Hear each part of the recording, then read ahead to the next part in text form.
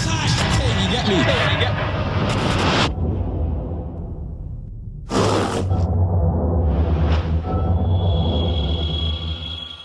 We live in a society where women are encouraged to show their beauty to get by. We live in a society where fashion means everything to the woman.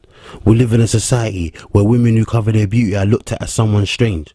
Now due to this, a lot of sisters end up cracking up to the pressure of society, and no one should look down at these sisters. We should aid them to get them back to where they should be at, inshallah.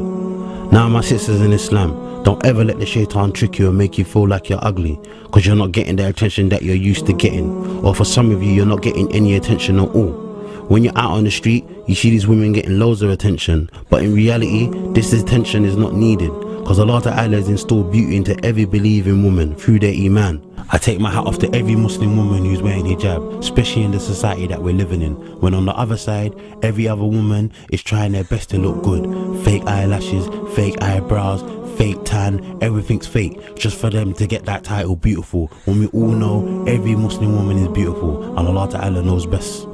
Now, if you ask any Muslim man who's practicing the deen of Islam, he will tell you, a woman who wears hijab or niqab is 1,000 times more fitna to them than a woman who walks on the street uncovered. Because through the hijab, you can see the woman has a lot more to offer than just her looks, and Allah Ta'ala knows best.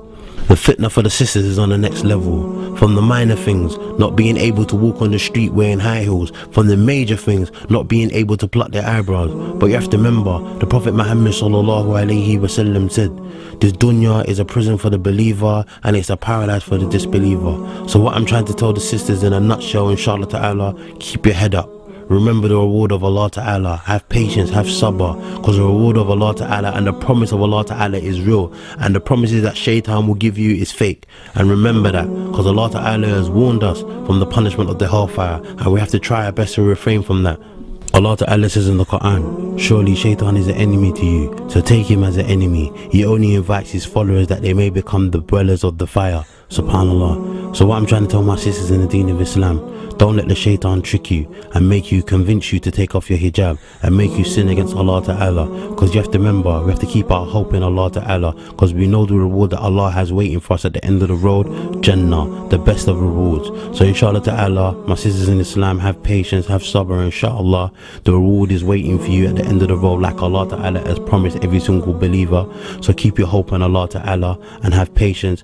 This is a fitna, this is a test for you.